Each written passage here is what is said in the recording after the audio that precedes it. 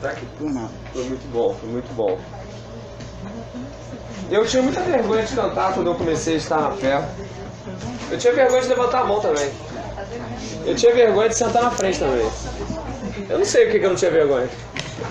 Aqui, ó, bota mais um banquinho aí pra algum lugar aí, ó. Boa tarde, Diego fez a abertura aqui falando de cânticos, mais uma vez abençoando a gente. Semana passada a tua fala eu usei como abertura num pequeno grupo entre irmãos na igreja. Boa tarde, tem alguém aqui que nunca veio na Communical? Não? Sim. Tu nunca veio, né? Fala o nome aí pra galera. Renan! Ele que fala o nome dele, né? E você também, né? Sim. Quem é? Matheus. Matheus, você veio de onde, irmão? Da caravana de onde? Da caravana. Caravana nada, caravana de um homem só. Mas tu veio a convite de alguém, irmão? Sim. Quem? Lohana. Lohana! A Lohana traz gente pra sentar aí.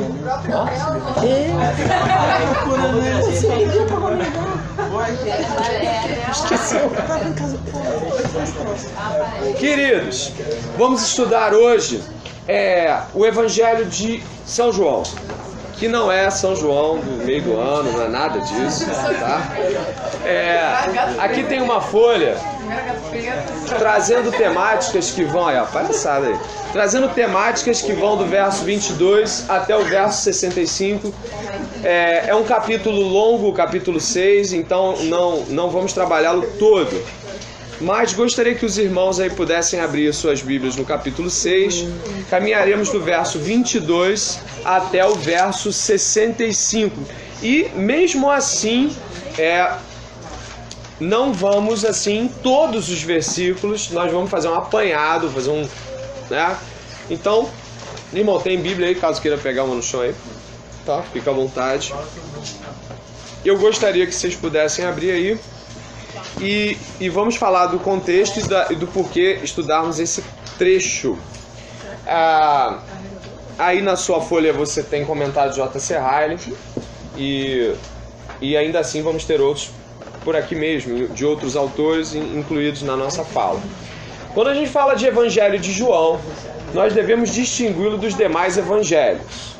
Ele não é considerado um evangelho sinóptico, que seria uma óptica similar. Ou seja, Mateus, Marcos e Lucas são chamados evangelhos sinópticos. Ótica similar, ótica singular.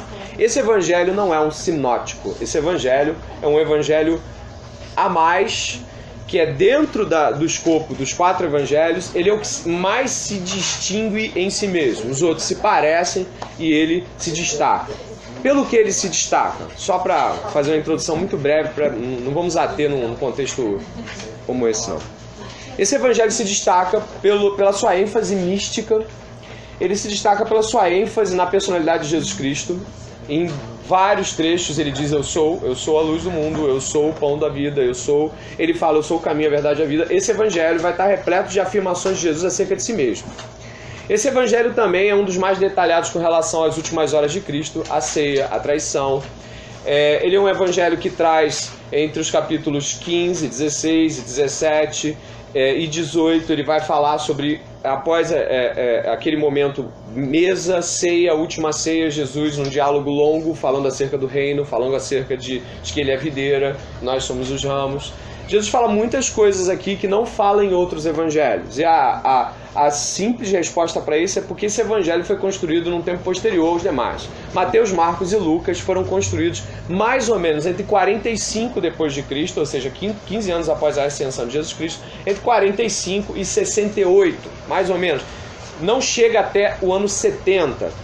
Por que não chega até o ano 70? É nítido pelas afirmações de que esses homens que escreveram Mateus, Marcos e Lucas não tiveram contato com a queda do templo de Jerusalém no ano 70. Então o Evangelho de João ele nos traz uma outra ótica. E a ênfase de João é na personalidade de Jesus Cristo e em como nós devemos olhar essa personalidade e imitarmos. Aqui no capítulo 6, que você já deve ter aberto, nós vamos estar tratando logo depois da multiplicação de pães e peixes, que é um dos poucos momentos que esse evangelho tem em comum com os outros. João optou por fazer essa narrativa e escrevê-la porque achou próprio e achou que envolveria. Certamente João leu os outros evangelhos e por isso mesmo ele faz uma distinção de escrita. João já era um senhor, já devia ter entre 80 e 90 e poucos anos, e ele estava já dentro de um período da idade dele, onde ele tinha que fazer escolhas em relação a isso. Esse evangelho aqui, ele tem uma escrita muito parecida com as 3 cartas de João, a escrita, a maneira como trata a questão do amor e tudo mais, a filiação em Cristo, a adoção. Então nós vamos do versículo 22 em diante, tá bom? E aí aos poucos a gente vai abrindo espaço pra galera falar, comentar, pontuar, perguntar, não vai dar tempo de falar tudo, então de repente você pergunta, fica mais fácil de tentar assisti-lo, tá bom? Vamos lá. Capítulo 6, verso 22. No dia seguinte, a multidão que ficara do outro lado do mar notou que ali não havia senão um pequeno barco e que Jesus não embarcara nele com seus discípulos, tendo estes partido sós. Entretanto, outros 3 barquinhos chegaram a Tiberíades, mar, perto do lugar onde comeram o pão, tendo o Senhor dado graças. Quando, pois, viu a multidão que Jesus já não estava ali, nem os discípulos, tomaram os barcos e partiram para Cafarnaum à sua procura. E, tendo-o encontrado no mesmo lado do mar, lhe perguntaram: Mestre, quando chegaste aqui? Respondeu-lhes: em verdade vos digo, vós me procurais, não porque viste sinais, mas porque comeste dos pães e vos fartastes. Trabalhai não pela comida que perece, mas pela que subsiste para a vida eterna, a qual o Filho do Homem vos dará, porque Deus, o Pai, o confirmou com seu selo. Dirigiram-se, pois, a ele perguntando: que faremos para realizar as obras de Deus? Respondeu Jesus: a obra de Deus é esta, que creiais naquele que por ele foi enviado. Então lhes disseram eles: que sinais fazes para que vejamos e cremos em ti? Quais são os teus feitos? Nossos pais comeram maná do deserto, como está escrito, deu-lhes o comer pão do céu. Primeira parte do discurso de Jesus e do embate dele ali é que no capítulo 6, você vai olhar na sua Bíblia, Jesus multiplica uma quantidade muito pequena de pão. Essa quantidade de pão, ela não funciona para 5.000 pessoas, né? Os 5 pães e 2 peixinhos são muito pouco para 5.000 pessoas. Então Jesus pede que eles se assentem. Não cabe aqui nenhuma interpretação liberal do tipo: depois que viram que Jesus estava tentando dividir um pouquinho de pão, um monte de gente foi chegando e trazendo o seu pão. Isso não condiz com a narrativa. Isso é uma tentativa liberal, ou mesmo socialista, vamos dizer assim, de tentar fazer com que o texto se arranhe e se ajeite sem milagre. É uma tentativa não milagre, mas ela não condiz com o que está aqui. O que está claro é que Jesus pega pães, ele agradece e eles se multiplicam. Talvez Jesus tenha colocado seu cesto para cima e toda vez que descia, o cesto estava cheio. Né? Não sabemos se isso foi visualizado como quem pode ver o pão saindo dali da frestinha, da fibra do cesto, mas o que podemos entender é que a coisa não foi num caminho de via usual. Jesus, de fato, multiplicara os pães. Esse pessoal nunca tinha visto isso e também, mesmo quando eu acho que todo mundo aqui que já teve um mínimo contato com o Velho Testamento, também o aspecto do maná que descia do céu, ele era um milagre, mas não nessa magnitude. 5 pães viraram muitos pães. E 2 peixinhos, muito peixinho. E isso foi fantástico. Os olhos dessas pessoas devem ter olhado e falado assim: eu estava procurando esse cara, né? E Jesus olhou a cena, certamente, porque depois você vai ver que tem uma fala subsequente de outros assuntos, fala assim: Jesus conhecia-lhes o coração. Então, eu imagino, eu e você aqui agora, porque todo mundo, a gente é muito bobo, em vez de pensar e imaginar. Eu pego aqui agora, e aí todo mundo gosta de um Kit Kat, todo mundo gosta de uma coisinha, eu vou: traz o seu Kit Kat aqui. Aí eu pego aqui, levanto o Kit Kat, dou graças, partiu e diz, e cai aqui no chão, nunca mais vai ter com a minical vazia. Isso aí você não tem uma dúvida não, meu. Você vai ter com a minical cheia, né? Vai ter acampamento, mais do que podia Justin Bieber. Vai estar cheio aqui, o pessoal vai estar fluindo. Tem outra coisa? Kit Kat, o que mais o pessoal gosta de comer? Kit Kat é bom demais. É bom demais, é um viciado. Aí o que acontece? Nutella. Estão fazendo fiscalização, tá? O governo já está dando em cima da Nutella, estão descobrindo que é feito de outra coisa. Vamos lá, papelão. Vamos lá. Onde a gente chega? É muito fácil pensar em pão quando eu abro a geladeira e tem comida. Mas quando você vive no século I e você tem que pensar em pão como quem vai fazer o pão, comprar o pão, roçar o trigo, trazer o trigo para casa, moer o trigo, pegar... Quando você pensa que tem um camarada que tem uma palavra maravilhosa e que faz pão, meu irmão, eu não quero outro cara para rei. Eu quero o cara que prega e faz pão. E ele sabia. É perceptível que ele sabia, porque ele não toma nem as vias usuais, ele sai dali andando pelo mar, meu irmão. Porque parece engraçado, mas pense nisso numa logística de quem quer sair sem que outros peguem. Eu vou pegar o mar.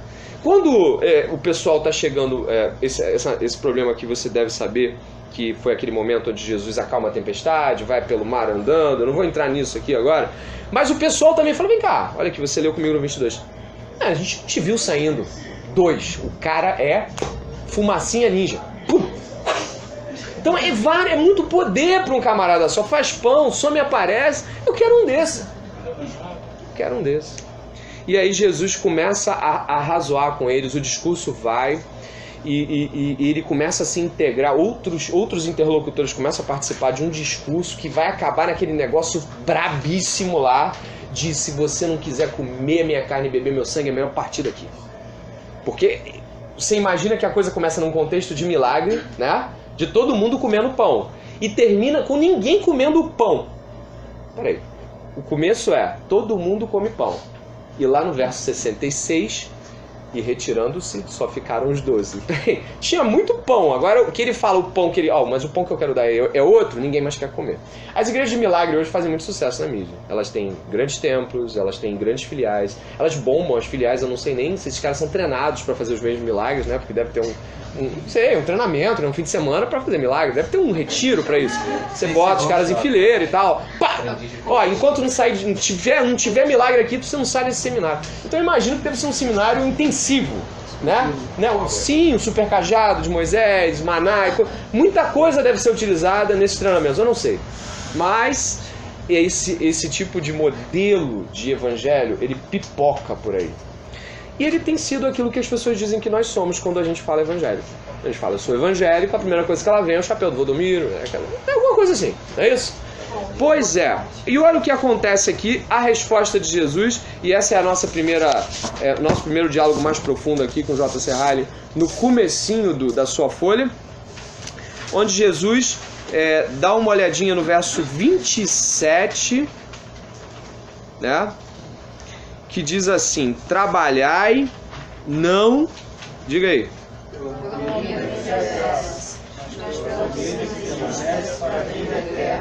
A qual o Filho do Homem vos dará, porque ele vos nele seu selo. Ok, vamos começar lá na folha? Cristo conhece o coração do homem, o que Cristo proíbe, aconselha e promete. Primeiramente, esses versículos nos ensinam o quanto Jesus conhece o coração do homem. Nesse trecho, nós o vemos denunciando os falsos motivos daqueles que o seguiam por causa dos pães e dos peixes. Atravessaram o mar da Galileia à sua procura. À primeira vista, pareciam estar prontos a crer nele e honrá-lo. Mas Jesus conhecia os motivos mais íntimos de conduta daquele povo e não se deixou enganar. Afirmou-lhes, vós me procurais não porque viste sinais, mas porque comeste dos pães e vos fartais. O Senhor Jesus é sempre o mesmo. Isso não devemos esquecer. Ele nunca muda. Ele conhece os motivos secretos de todos os que dizem crer nele e declaram-se cristãos. Sabe exatamente o que os impulsiona em tudo que fazem em sua vida religiosa. Conhece os motivos que levam a frequentar a igreja, obedecer às ordenanças, manter as devoções familiares e ter o domingo como um dia separado para o Senhor. Todas essas coisas estão nuas e patentes aos olhos daquele que é o cabeça de toda a igreja. Ele vê e julga as nossas ações. Leiam juntos comigo aí.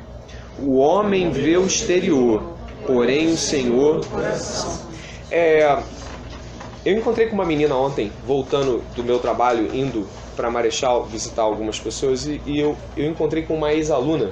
Ela sentou-se do meu lado, muito animada, não tinha me visto já tem 2 anos, ela tinha sido uma aluna de 3º ano, ela chegou e começou a me falar sobre a vida dela. E ela começou a falar assim, poxa, eu estou muito satisfeita. Eu estou satisfeita porque eu saí de igreja, eu estava numa igreja metodista, só que estava tudo muito parado, a minha família saiu, fulano saiu. Aí eu fiquei sozinho. Aí eu olhei assim pro lado, não vi nenhum parente, nenhum familiar mais na minha igreja. Você sabe o que eu fiz, André? Eu saí. Aí eu falei, Aí eu falei, Tá, mas tu saiu pra onde? Eu saí pra igreja do meu padrasto. Deixa eu te explicar. Minha mãe e meu pai estão se separando. E o seu pai? Ah, meu pai é filho de pastor. Minha mãe é diaconisa. Aí eu fui ouvindo aquilo tudo. Eu perguntei, minha filha, por que você saiu da sua igreja? Aí ela, porque eu ia ficar sozinha lá. Eu falei assim, mas você chegou a abrir a Bíblia para pelo menos ter uma noção de que por que alguém sairia de uma igreja? Ela, não. Eu senti vontade de sair da igreja e eu saí. Mas eu vou te dizer uma coisa. Mas passa aí, eu vou te dizer uma coisa, professor. Ela me chamou de professor. Falei, fala, querida. Professor, eu senti que era de Deus. Gente, essa frase é muito perigosa, né? Ela sentiu que era de Deus. Ou seja, em algum dado momento, houve uma sensação no corpo dela. Não sei se quando nós sentimos que é de Deus vem paz, se vem uma espécie de completude, uma espécie de alegria, gozo, eu não sei o que é. Mas o que ela disse é, eu estou em paz. Eu falei assim, me diz o contexto da sua igreja anterior. A ela, um pastor jovem chegou na igreja. Bem-vindo, dá uma boa tarde. Um pastor jovem chegou na igreja e ele estava tentando colocar as coisas no lugar.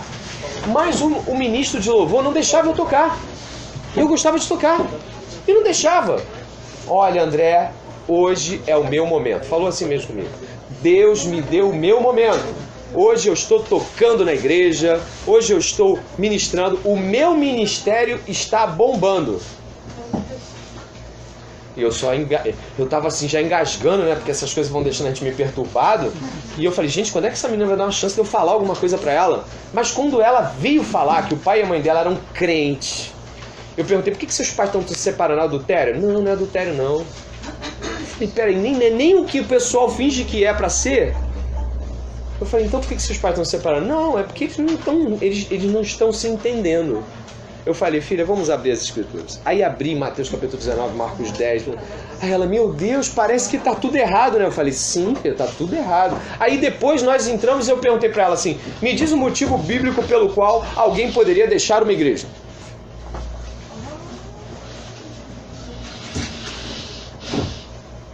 Deixa eu pensar uma coisa. Perguntei, repito, me diz o motivo bíblico pelo qual alguém deveria deixar uma igreja.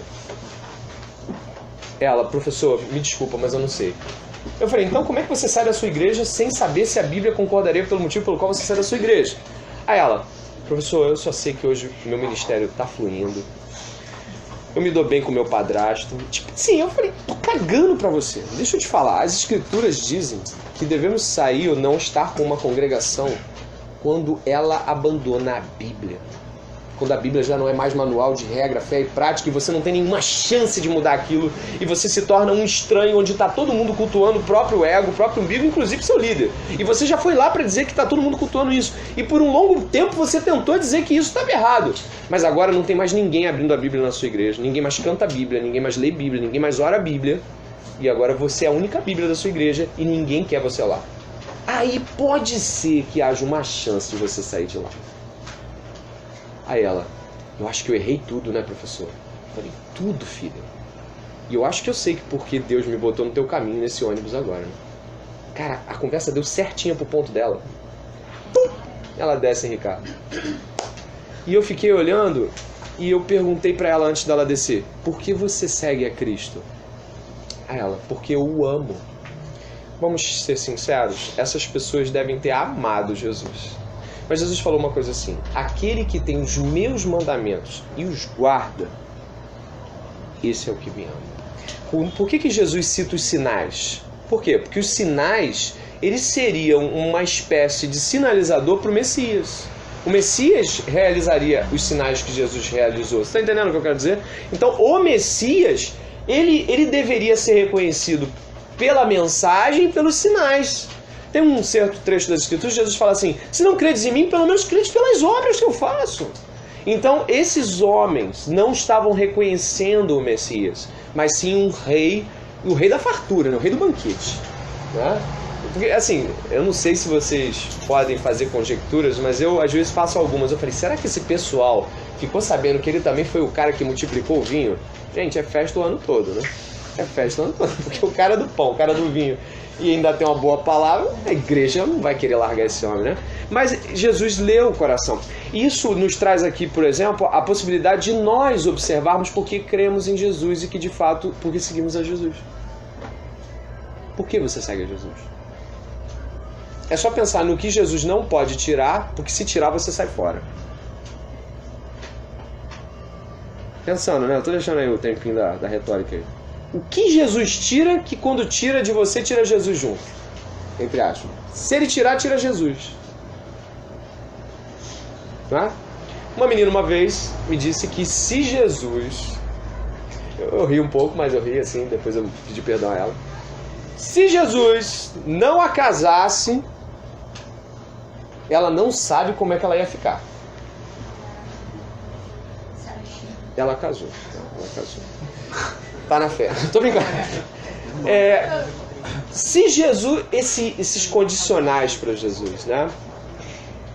Verso 27, trabalhai não pela comida que perece, mas pela que subsiste para a vida eterna. Aí diz aqui o texto que você recebeu na sua folha, em segundo esses versículos que ensinam que Cristo proíbe as multidões que o seguiam tão diligentemente por causa dos pães e dos peixes, ele diz, trabalhai não pela comida que perece. Esta sentença é notável e requer explicação. Podemos estar certos de que o nosso Senhor não encorajava a ociosidade, ou seja, a falta de trabalho. Seria um grande erro supor tal coisa. O trabalho foi a porção entregue a Adão no paraíso. O Adão, ele recebe esse mandato de trabalho antes ou depois da queda? Antes. Então o trabalho não é o que o pessoal fala. As pessoas dizem que Adão foi o responsável por nós estarmos trabalhando. Tipo, a queda da raça, então o trabalho. Mentira, isso é coisa de vagabundo que falou pra você.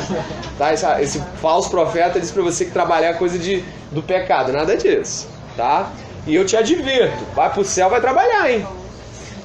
Não vai chegar lá em cima, Jesus, onde fica a minha rede? Não, o Senhor vai ter trabalho. Eu sei que já tem gente aí pensando no inferno, mas vai ter trabalho, tá? Com essa reforma aí, André, tu vai continuar trabalhando. E o Temer tá querendo ir pro céu pra fazer a reforma da Previdência. Tô brincando, tô brincando. Bem-vindo, boa tarde. A gente dá um jeito pras damas aí, os rapazes aí que quiserem. À vontade, à vontade. Duas eternidades pra super. Vamos lá? Eternidade. Duas eternidades. Duas eternidades. Vamos lá, onde é que a gente chega?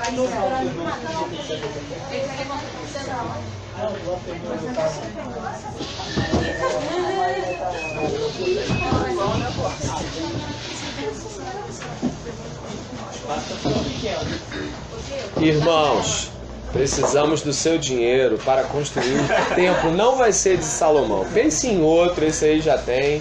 Sei lá, o templo de Herodes, né? O templo de César, alguma coisa assim, tá? Esse negócio de Salomão já fizeram. Então, peraí, se não está falando de ociosidade, leia aí comigo. Seria um grande erro supor tal coisa. O trabalho foi a porção entregue a Adão no paraíso. Após a queda, foi ordenado ao homem que se ocupasse com o trabalho. Esse é algo honroso para todos os homens. Ninguém deve se envergonhar de pertencer à classe operária. O próprio Senhor Jesus trabalhou na carpintaria de Nazaré. O apóstolo Paulo trabalhou como fazedor de tendas. O que o Senhor Jesus desejava realmente censurar era o trabalho excessivo em benefício do corpo, enquanto a alma é negligenciada. Essa atitude prevalece em toda parte do mundo. O que ele reprovou foi o hábito comum de trabalhar apenas pela coisa presente, deixando de lado o que concerne a eternidade. O hábito de preocupar-se somente com as coisas dessa vida e negligenciar o que está por vir. Cristo deixou um solene alerta contra essa atitude. Tem duas coisas que podem ser consideradas nesse texto do capítulo 6, verso 27 de João. Quem chegou aí agora, estamos usando João 27 agora, 6:27. A primeira é de que Jesus está muito preocupado, muitíssimo preocupado, de que a nossa atenção e esforços não estejam somente ou prioritariamente voltados para o trabalho enquanto ganho de dinheiro. Ou seja, a nossa prioridade não é o trabalho enquanto ganho financeiro. 1. E 2. Quando ele fala trabalhar não pela comida que perece, mas pela que subsiste para a vida eterna, ninguém deve entender isso aqui, que a salvação é ganha por esforço de quem trabalha. Mas deve-se entender, sim, que se trabalha em prol da fé e da obra relacionada a Cristo. Então, duas coisas. Deus não está tirando ninguém do trabalho, mas está dizendo que não é a sua prioridade. E 2, trabalha-se prioritariamente para o reino dele. Então todo o trabalho que nós executamos, onde não há o reino dele, deve ser reconsiderado por nós, reavaliado e recondicionado a ponto de que se torne para o reino.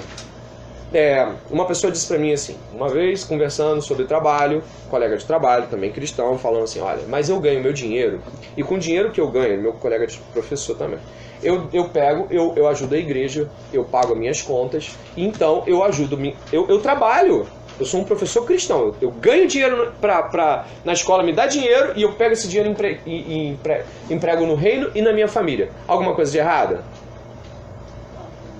Até agora. Só até com medo de falar. Alguma coisa errada? Não, mas o problema é que enquanto professor ele era negligente em sua carreira evangelística. Jesus teme que nossas vidas sejam dicotomizadas. Ou seja, eu sou professor e lá ninguém precisa saber que eu sou cristão. Eu não preciso botar minha cabeça a prêmio. Eu não preciso influenciar. Lá eu faço assim, eu ganho dinheiro, dou o dízimo, ajuda a salinha. Tá entendendo o erro do conjunto da coisa? Parece que as vidas são opostas. O trabalhador e o trabalhador do reino. Quando na verdade Cristo quer que seja una. Mas ele adverte, ainda que essa vida seja una, ele adverte que nossa busca por tentar nos manter e subsistir enquanto comida, enquanto vestuário, é uma busca que jamais deve tomar o aspecto prioritário das nossas vidas. Eu trabalho tanto, eu não tenho tempo para ler a Bíblia. Eu chego em casa tarde, eu não tenho tempo para os meus filhos. Eu não estou em nenhuma obra da igreja porque eu estou fazendo a minha faculdade, a minha pós. Sabe esses discursos que a gente vai construindo ao longo da vida? E que chega um ponto que a gente acredita nele, gente. Acredita-se. Eu conheço cristãos piedosos que acreditam nesse discurso. Sabe como é que acredito? Fala assim, cara, olha para minha vida. Eu já vi uma vez um cristão chegar, olha o meu horário. Não tem como. Eu falei assim, cara, mas eu tô precisando muito que você ajude uma pessoa. É uma pessoa nova na fé, ela precisa de acompanhamento. André, eu vou fazer de novo, tá, André? Olha aqui, ó. O que significa isso? O que significa isso, na sua opinião? Uma carteirada secular, né? Tipo, pum, eu não tenho tempo para essas coisas. Reveja. Aqui tem muito estudante. Reveja. Reveja se é assim que tu vive. Será que se hoje eu chegasse assim, ó, vamos fazer uma continha simples? Aí já passando com o garoto, que é uma palavra ali. Uma continha simples. Se eu perguntar pra você se discipulado é uma coisa cristã, você assume que sim? Discipulado é uma atribuição que os cristãos devem fazer, sim ou não? Sim. Se você é cristão e eu chego pra você e falo assim, meu irmão, minha irmã, estou precisando que você discipule uma pessoa. Você acha que você responder assim pra mim, eu não tenho tempo, satisfaz as sentenças do reino? Não. Não satisfaz. Eu acredito que isso está muito baseado em cima de organização do seu tempo, né, e da sua prioridade. Vou dar meu exemplo. Já aproveitei com mais frequência para Dominical, já estivemos juntos, né, em evangelismo. André me chamou para... Pô, Gala, foi 2 semanas atrás, não foi? Eu estou vindo hoje, eu estava fazendo uma outra coisa. E aí eu digo para vocês o meu exemplo. Organização, eu tinha que me organizar, coisa que eu não fiz. E prioridade, eu estava fazendo outra coisa e pensei assim, pô, acho que não vou lá hoje de novo não. Por quê? Porque eu não priorizei isso. Então na nossa vida a gente tem que avaliar o que é a prioridade. E hoje, poderia dar esse discurso para o André, pô, tem 2 filhos, André, pô, tem não sei o que e tal. Mas eu entendo na minha vida hoje, eu estou passando por uma mudança, uma transformação, que todas as desculpas não justificam. Porque é mais fácil você ser sincero e falar como eu estou falando aqui na frente dele de todo mundo. Eu não priorizei isso, André, eu não priorizei estar aqui. Do que você enrolar, falar que olha a minha lista, eu não tenho tempo. Falar isso não existe. André, eu tenho esses compromissos, eu poderia encaixar com a Dominical num desses dias, que no caso é quarta-feira, nesse horário. Só que eu não vou priorizar isso, porque eu prefiro fazer outra coisa nesse horário. Seria mais justo. E quem tem que ser empurrado para os cantos são os outros compromissos. É uma mudança de mente mesmo, né? Assim... É isso aí a mudança tem que ser aqui. Porque vontade, gente, quantas coisas, tanto no reino quanto na vida secular, a gente às vezes acorda e bate na mesa de droga, eu estou com vontade de fazer isso. Mas eu vou fazer, porque não é minha vontade, não é o que eu quero, é o que eu preciso. Tranquilo. Isso me lembrou um exemplo de uma amiga minha que vai casar agora. Como todo casamento gasta dinheiro. E ela já trabalha de segunda a sexta. E apareceu um trabalho para ela aos finais de semana. E ela é cristã. E aí ela estava perguntando para mim se ela devia aceitar ou não. Eu conversei com ela. Mas eu acho que, como eu posso dizer, ela precisa desse trabalho para conseguir o dinheiro para poder casar, que é uma coisa de Deus, que é para poder comprar uma casa. Ela precisa desse dinheiro, não é ilícito. Mas eu acho que a gente precisa aprender a diferenciar, não sei se foi meio que eu vi uma pregação, mas aprender a diferenciar o urgente do importante. Porque por mais que para ela possa ser urgente ganhar o dinheiro, é mais importante que ela tenha tempo de comunhão com os irmãos, tenha tempo de comunhão com a família. Ela não vai ter tempo nem pro namorado, nem pro noivo, né, no caso.